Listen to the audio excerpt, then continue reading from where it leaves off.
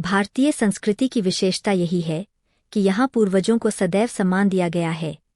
शास्त्र कहते हैं, मनुष्य 3 ऋण लेकर जन्म लेता है: देव ऋण, ऋषि ऋण और पितर ऋण। इन्हीं में से पितर ऋण को चुकाने के लिए हर वर्ष भाद्रपद पूर्णिमा से अमावस्या तक का समय श्राद्ध पक्ष या पितृपक्ष कहलाता है। इस परंपरा का इतिहास हजारों वर्षों पुराना है।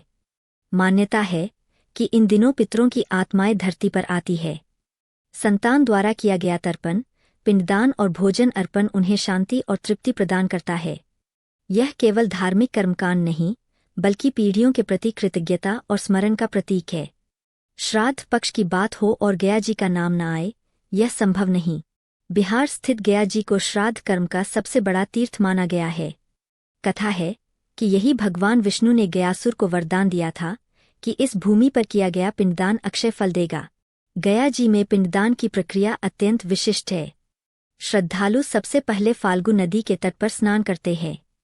फिर विष्णुपाद मंदिर में भगवान विष्णु के चरण चिन्ह के समक्ष पिंड अर्पित करते हैं।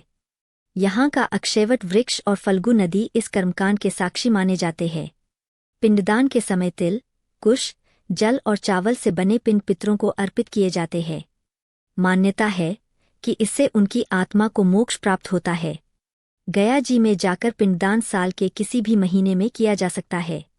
भारत के कोने कोने से लोग गया जी में सालभर पिंडदान पूजा करने आते रहते हैं, लेकिन श्राद्ध पक्ष के दिनों में इसका विशेष महत्व माना गया है।